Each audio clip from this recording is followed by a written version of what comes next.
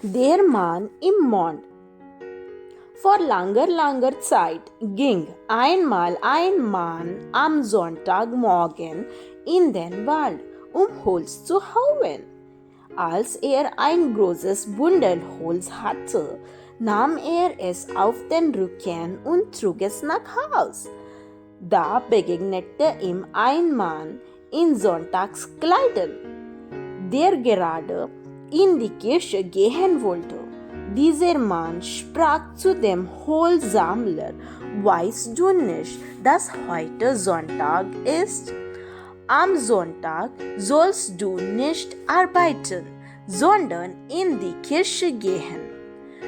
Denn am Sonntag ruhte Gott, nachdem er die Welt geschaffen hatte.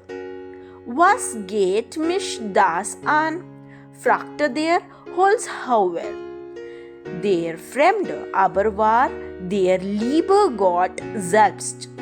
Er sagte: Weil dir der Sonntag so gleichgültig ist, so sollst du nun für alle Zeiten dein Holzbündel tragen und damit im Mond stehen.